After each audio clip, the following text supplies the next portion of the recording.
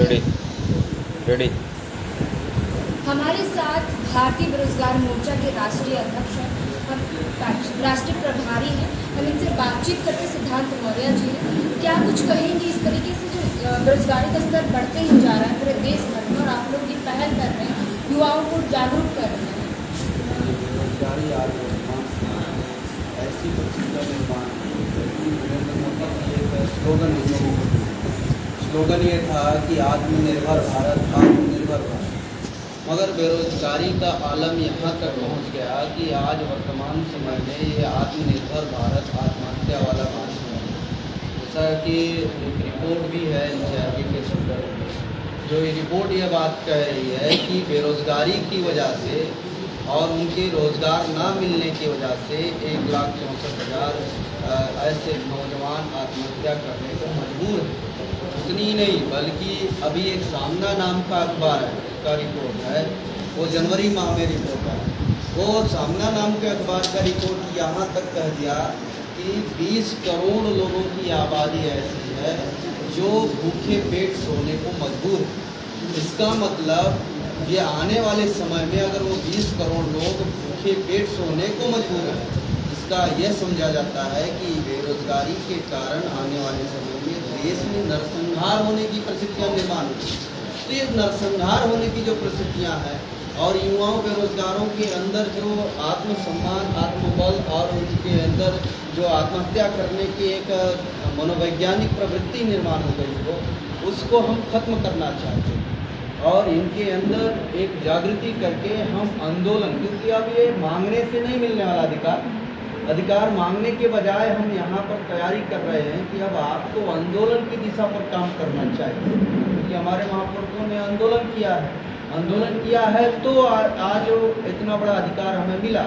तो हम भी अगर इस देश में शासक वर्ग बन जाते हैं तो बड़े पैमाने पर हमारे अधिकार जो आज खत्म हो रहे हैं उस अधिकार को बचा सकते हैं, रोक सकते हैं। इसके सिलसिले में देश के 11 राज्यों में ऐसे 25 संसद का कार्यक्रम बुला है। केवल मात्र ये आपके झारखंड में नहीं है, बल्कि अभी हम कल बिहार के 2 जगहों पर बेरोजगारों की संसद कार्यक्रम करके आए हैं।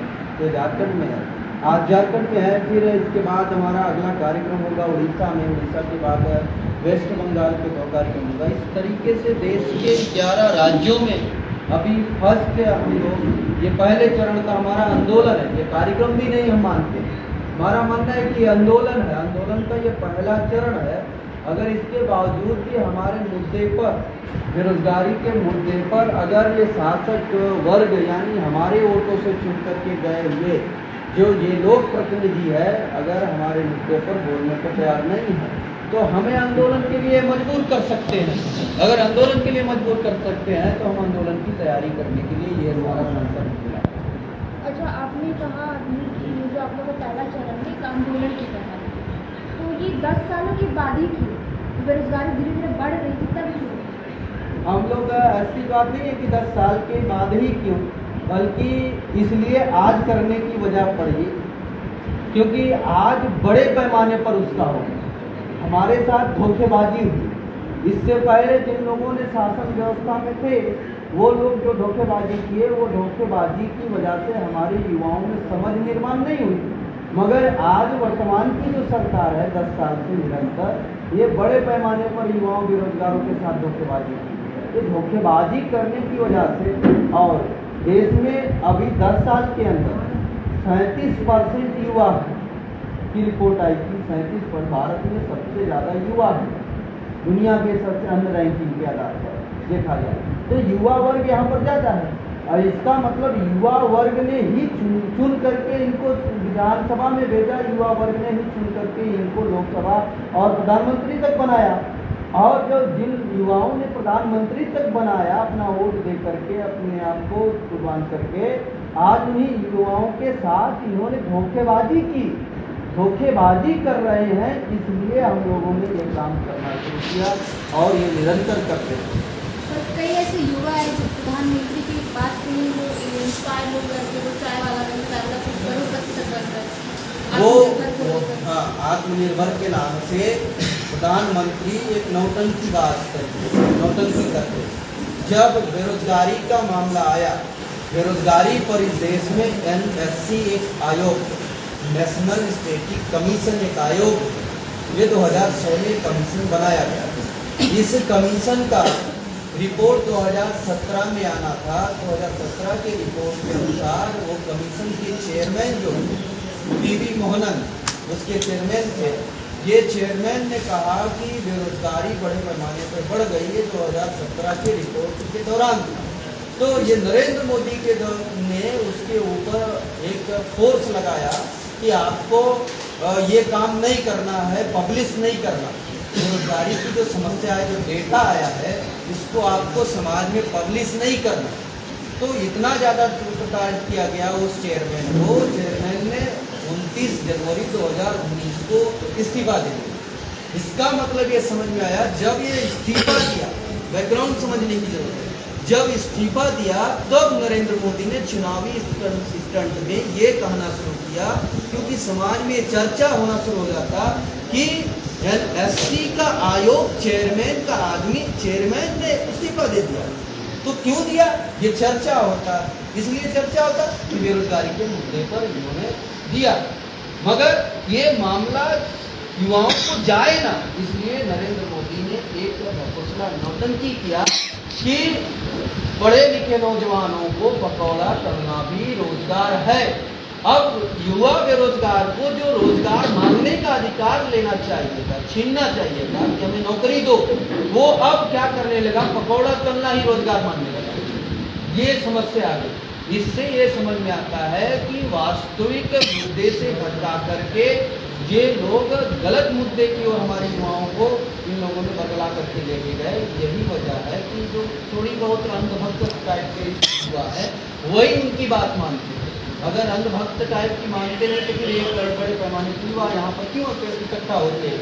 और हम देश भर में युवाओं को इकट्ठा कर रहे हैं, बेरोजगारों को इकट्ठा कर रहे हैं। तो क्षणिक 1-2% युवा जो उनके अंधभक्त टाइप के हैं, तो वो इस बात को मान सकते हैं कि नरेंद्र मोदी बहुत अच्छा काम किए। मगर 99% युवा जो है वो इस बात को मानते हैं कि हमारे साथ धोखा और छुआवा को मीडिया में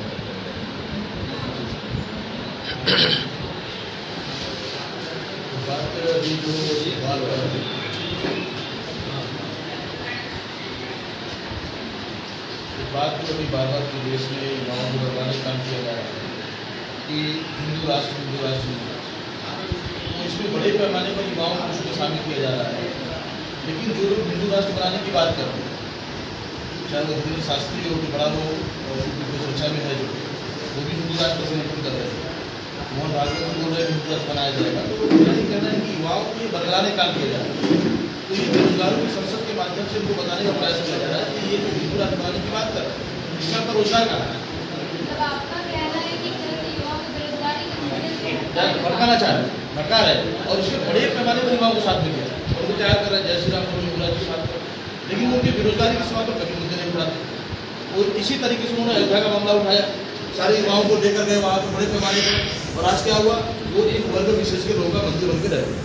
तो मेरा ये कहना है कि आज़ादी के तथाकथित जो जिसको हम आज़ादी कह रहे हैं, वास्तव में एक बहुत बड़ा तबका जिसको हम अनुसूचित जाति कहते हैं, अनुसूचित जनजाति कहते हैं, पिछड़े वर्ग कहते हैं, या जो माइनॉरिटीज़ के लोग, ये बड़े पैमाने पर इनको एक पॉलिसी बनाकर इनको इससे वंचित करने का, क्योंकि ब्राह्मण का जो सिस्टम है उसमें लिखा हुआ, स्मृति लिखा हुआ, उसमें उनको संपत्ति अधिकार से वंचित किया। अब जब इनको रोजगार ही नहीं मिलेगा तो संपत्ति कहाँ से आएगी? तो एक अप्रत्यक्ष रूप से देश के अंदर एक मनुस्मृति को लागू करने की पॉलिसी में काम किया जाए और इसमें युवाओं को बदलाया जाए। तो इसलिए हम युवाओं को ये बताना चाहते हैं कि ये जो हिंदू राष्ट्र संगठन है, ये आगे पुरानी मारने जैसा है। आपको बेरोजगार बनाने का एक काम करना है, आपका रोजगार का सवाल खड़ा ना हो, उसमें हिंदू राष्ट्र की बात की जाए। इस बात को समझना होगा, क्योंकि जिस तरीके से अयोध्या की बात की, हिंदू राष्ट्र के नाम पर आप देखिए, वहाँ पर जब ट्रस्ट बनाया गया उसमें 21 ब्राह्मण को शामिल किए, यानी एक तरीके से विशेष का बन गया। उसी तरीके से अभी जो हिंदू राष्ट्र की बात कर रहे हैं, वास्तव में वो इस सिस्टम में ब्राह्मण का सिस्टम को सुपर रखना चाहते हैं, ऐसा पॉलिसी बनाई जा रही है। तो युवाओं को इस बात को समझना होगा कि हिंदू राष्ट्र में हमारा हित नहीं है, हमें रोजगार चाहिए। भारत के संविधान में रोटी, कपड़ा, मकान, शिक्षा, स्वास्थ्य की व्यवस्था की गई है और इसकी बात को कोई संसद नहीं उठा रहा है, कोई विधानसभा नहीं उठा रही है। यहाँ तक कि इस पर जितने भी मुख्यमंत्री या प्रधानमंत्री बनेंगे वो भी नहीं उठा रहे हैं। इसलिए युवाओं को ये सवाल उठाना पड़ेगा जो कॉन्स्टिट्यूशनल है, और हमको संविधान को जाकर संविधान को करना होगा, तभी वो अमल में आएगा। वरना इस देश के अंदर देखा जाए तो वो लोकतंत्र को खत्म कर दिए। चुनकर हाँ ये आपका जरूर करना है कि चुनकर हमारे लोग भेजते हैं, लेकिन वर्तमान में जो चुनाव पड़ा ना, अभी 8 अक्टूबर 2013 को सुप्रीम कोर्ट का ऑर्डर आया कि ईवीएम से फ्री फेयर एंड ट्रांसपेरेंट चुनाव नहीं होता। ये बात आपको मालूम हो, लेकिन इस बात को किसी मीडिया ने नहीं उठाया। तो मैं कहना ये चाहता हूँ कि जब सुप्रीम कोर्ट इस बात को मान रही है कि ईवीएम में धोखाधड़ी हो रही है, जिसकी वजह से ये चुन करा रहे हैं, तो ये बिल्कुल हम नहीं मान सकते कि युवाओं ने चुनकर उनको भेजा है। ये धोखाधड़ी करके ईवीएम से आ रहे हैं। इसलिए जब युवा बेरोजगारी का सवाल उठा रहा है तो वो उस बेरोजगारी को मुद्दे पर एक बड़ा आंदोलन न खड़ा करे जिससे सरकार कर सकती है। एक बड़ा आंदोलन हो सकता है जिससे ईवीएम का जो मामला है वो उसका बंदोबस्त हो सकता है। तो इसलिए वो हिंदू राष्ट्र की तरफ डाइवर्ट कर रहे हैं। तो इसलिए ये हमारे युवाओं को समझना चाहिए कि हिंदू राष्ट्र हमारे लिए छलावा है। हमारे लिए जो रोटी कपड़ा मकान शिक्षा स्वास्थ्य की व्यवस्था जो संविधान ने की है हमको वो चाहिए, उसको उसकी पूर्ति होनी चाहिए। और ये हिंदू राष्ट्र में सफल नहीं है, क्योंकि वो हिंदू राष्ट्र का मतलब ब्राह्मण राष्ट्र।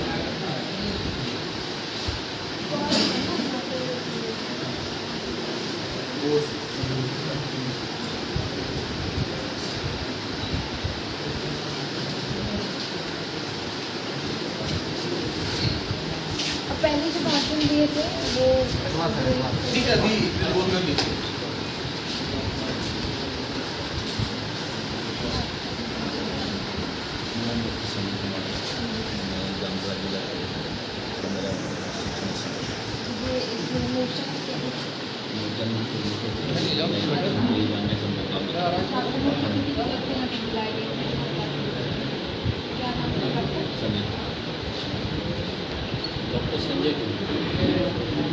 डॉक्टर संजय कुमार है जो इस भारतीय बेरोजगारी मोर्चा का बैन करने जो आज बैठक रखी गई थी, इसमें मुख्य अतिथि के तौर पर इनको बुलाया गया था। तो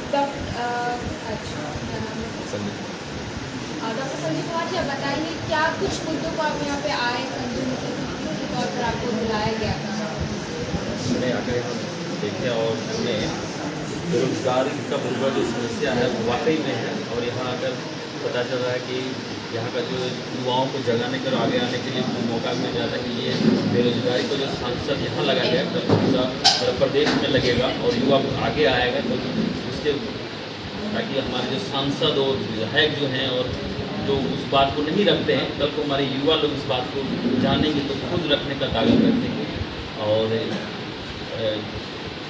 बेरोजगारी जैसे हमारे जो सरकार जो है बीजेपी वाले वो लोग जैसे बेरोजगारी पर वोट भी लिए कि यहाँ पे रोजगार दिया जाएगा यहाँ के लोगों को, काफ़ी 2 करोड़ रोजगार दिया जाएगा, लेकिन ऐसा कुछ नहीं, सब भूल गया वो सब मुद्दा। इसलिए यहाँ पर जो नौजवान सब आगे आएंगे और इस बात को जब हमारे सरकार तक जाएगी, अगर वो लोग इस बात पर अमल करेगा कि आगे रोजगार के लिए कुछ किया जाए, न कि हिंदू राष्ट्र के लिए ये उनके लिए जो मेन मुद्दा है यहाँ का बेरोजगारों को रोजगार देना चाहिए। तो इसलिए बहुत बड़ा मुद्दा है और ये नौजवान बड़ा बढ़ चढ़ के यहाँ आया, हमको देखने को मिला। बहुत सारे पूरा प्रदेश पूरा झारखंड से आए हुए हैं और बहुत अच्छी है। ताकि इस तरह से करेगा तो ताकि जो और सांसद सब हैं तो लोग भी जागरूक होगा ताकि इन लोगों का काम हो। तो लोकसभा चुनाव भी सामने आने वाला है, तो अब क्या अगर यदि इसी तरह सहयोग रहा नौजवानों का तो हमारे प्रदेश में हम लोग खुद एक अपना सांसद जो आज यहाँ छोटा सा लगाए, सांसद अपना पार्टी जो हमारे बाउंसिप है उसके लोगों को चुन के सब लोग भेजेंगे, हम लोग सांसद तक वहाँ पहुँचाएंगे और हमला ये बेरोजगार मुद्दा जो खुद लड़ेंगे वहाँ। हर कोई तो यही बात बोलता है कि हम सदन तक जाएंगे, सांसद तक जाएंगे तो बेरोजगारी के मुद्दों या फिर जो भी है जो आम लोगों की जो भी समस्या उन मुद्दों को रखेंगे, पर होता तो कुछ ऐसा नहीं है।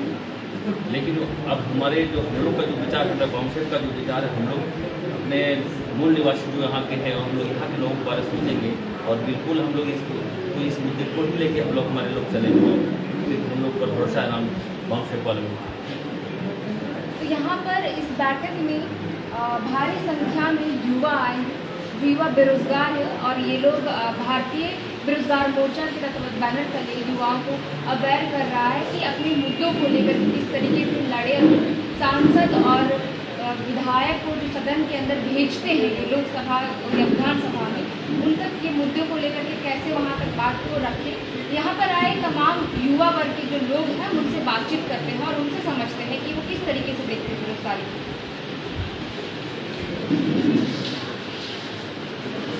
युवा वर्ग हाँ थोड़ा सा आप लोग इधर आ जाइए।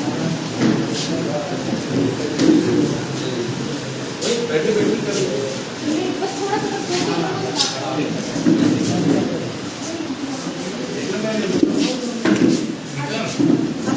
मैडम मैडम शंभू सर जिलाध्यक्ष हम लोग के बात करिए इनसे। इनको सामने आने दीजिए, वो मेरा कैमरा अच्छा अच्छा okay sorry sorry. Lighting Shambhu ready.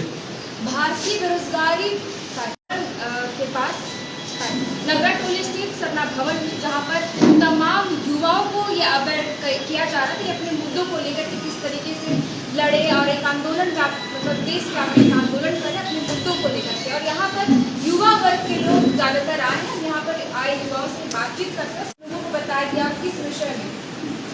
बड़े पैमाने पर हम लोग पढ़ लेकर बेरोजगार हो गए हैं। अभी नागपुर से एम किए हम खुद किए हुए हैं और अभी हम धनबाद से हैं, लेकिन अभी 5 से 10 हज़ार का जो हम लोग को नहीं मिल रहा।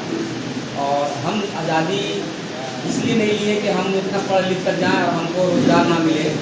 इसके लेकर हम तमाम मुद्दों को देखें कि यहाँ पे क्या हो रहा है। तो यहाँ पे एक ही वर्ग के लोग तमाम सीटों पर बैठ लिया है। हमारे लोग जैसे बहुजन समाज के जो मूल निवासी लोग हैं वो वंचित शोषित होते जा रहा है। इसलिए हमको एकजुट होकर हमको आंदोलन मांगने से नहीं मिलेगा, हमको छीनना पड़ेगा। इसीलिए हम लोग अपने लोगों को इकट्ठा कर रहे हैं और बड़े पैमाने पर आने वाले समय में जन आंदोलन का आगाज करने वाले हैं। यहाँ पर बाकी और लोग दूसरी बात करते हैं। आज एक तरफ तो प्रधानमंत्री नरेंद्र मोदी कहते हैं आत्मनिर्भर बनना और युवा उस बात को लेकर के चलते हैं, पकौड़ा बेचते चाय बेचते और करोड़पति भी बन रहे हैं। क्या कुछ कहेंगे इस चीज़ को लेकर? समाज का निर्माण करना है, जो देश में जो कुरीतियाँ हैं उसको समाप्त करना है। भारतीय बेरोजगार मोर्चा का गठन 6 दिसंबर बाबा साहेब डॉक्टर भीमराव अम्बेडकर जी के महापरिनिर्वाण दिवस 2013 को किया गया था। और भारतीय बेरोजगार मोर्चा पूरे देश के एकमात्र ऐसे बहुजन समाज का संगठन है जो बेरोजगारी के खिलाफ आवाज़ उठाती है। बाकी आप पत्रकार बंधु हो, आप खुद रिसर्च करके देख लो, ऐसा कोई भी संगठन नहीं है जो बेरोजगारी के संदर्भ में बोलती है। भारतीय बेरोजगार मोर्चा जब से बनी है, अभी 2014 को पहले काला निषेध आंदोलन कार्यक्रम किया गया, फिर हम लोग ने 2016-17 को खाली टिको आंदोलन किए, जो कि जितना भी कॉलेज यूनिवर्सिटी है सारे कॉलेज यूनिवर्सिटी के गेट के बाहर खाली टिको कार्यक्रम इसलिए किया क्योंकि सरकार हमारे सबके घर में तो थाली है, लेकिन थाली में खाने के लिए हमारे पास अन्न नहीं है, जिस कारण खाली टिको आंदोलन किया। पिछले साल 2022 में देवघर में जो एयरपोर्ट का उद्घाटन होने वाले थे, प्रधानमंत्री नरेंद्र मोदी जी पहुँचे हुए थे, उससे एक दिन पहले हम लोग देवघर में 2022 को भारतीय बेरोजगार मोर्चा का बहुत बड़ी रैली किया बेरोजगारी के संदर्भ में। हमारे भारतीय बेरोजगार मोर्चा का कार्यक्रम हर साल चलती है। ये 2023 के कार्यक्रम में बेरोजगारों की सांसद के कार्यक्रम किया जा रहा है, क्योंकि सांसद बनना तो नेता विधायक जो जिसको वोट दिया गया उनका काम है, तो स्टूडेंट्स का काम नहीं है। पर हम लोग क्योंकि हम लोग उनको वोट दे करके सांसद में भेजे हैं और वो हमारे काम को नहीं करता है, तो जिसके कारण हमें मजबूरन हमें खुद बेरोजगारी की संसद लगाने का आवश्यकता पड़ी है। ये बेरोजगारी की संसद की जो दूसरी चरण है, अभी हम लोग बेरोजगार जोड़ो कार्यक्रम करेंगे, खत्म होगी, इसका कुछ दिन बाद से बेरोजगारों को जोड़ेंगे, बेरोजगारों को जोड़ करके हम लोग सांसद भवन की तरफ करेंगे। यहाँ पर आप आए, आप कहाँ से आए? जी मैं जामताड़ा जिला से आया हूँ। जामताड़ा जिले से इतने दूर से आप यहाँ आ गए इस बैठक में, क्या कुछ आप समझे इस बैठक में? बेरोजगार की संसद के अध्यक्षता में हम आए हुए हैं और कॉन्सेप्ट हमारा क्लियर है। चूँकि भारत में जो बेरोजगारी चरम सीमा पर है, तो बेसिकली उसी मुद्दों को लेकर यहाँ पर विषय वस्तु रखा गया, चर्चा विचर्चा किया गया इस पर। और मैं आपके माध्यम से पूरे देशवासियों को बताना चाहूँगा, विशेषकर युवा वर्ग के लोगों को बताना चाहूँगा कि बेरोजगारी जब संवैधानिक पद पर हमारे प्रधानमंत्री बोलते हैं युवाओं के लिए कि आप पढ़ लिख करके पकौड़ा बेचिए, तो इससे अंदाज़ा लगाया जा सकता है कि सरकार हमारे लिए क्या सोच रही है। अगर डिबेट की मामला आता है तो वो डिबेट किस पे करते हैं? सिर्फ भारत के युवाओं को बरगलाने का काम करते हैं हमारे सरकार, मौजूदा सरकार। वो बात करते हैं हिंदू मुस्लिम के, वे बात करते हैं मंदिर मस्जिद के, लेकिन जो मूलभूत आवश्यकता है उस पर कभी वो डिस्कस नहीं करते हैं। जैसे मैं बताना चाहूँगा, शिक्षा पर कभी उन्होंने डिबेट नहीं करा। जो किसान वर्ग है जिनसे हमें भोजन प्राप्त होता है, उस पर कभी वो चर्चा नहीं किए हैं, ना डिबेट किए हैं। तो ऐसे तमाम और भी मुद्दे हैं जिस पर सरकार कभी ध्यान नहीं देती है, युवाओं को बरगलाने का काम करता है। इस वजह से जो है आज हम लोग भारतीय बेरोजगार मोर्चा के बैनर तले हम लोग खुद का बेरोजगार संसद का काम कर रहे हैं और विभिन्न क्षेत्रों में, विभिन्न राज्यों में, विभिन्न प्रखंडों में, विभिन्न पंचायतों में हम लोग युवाओं को एकत्रित करके अपना खुद का एक बेरोजगार संसद बनाने का काम कर रहे हैं। उनको आप लोकसभा में भेजे? जी बिल्कुल, जी बिल्कुल। तो आपने सुना कि जो यहाँ भारतीय बेरोजगार मोर्चा की बैनर तले आज बैठक रखा गया था, बेरोजगार संसद को लेकर के कि आने वाले समय में इन्हीं लोगों में एक संसद चुना जाए जो इन मुद्दों को लेकर के आए और इनके मुद्दों पर काम करे। बाकी की तमाम खबरों के लिए बने रहे लोकतंत्र 19 के साथ। तब तक के लिए जोहार।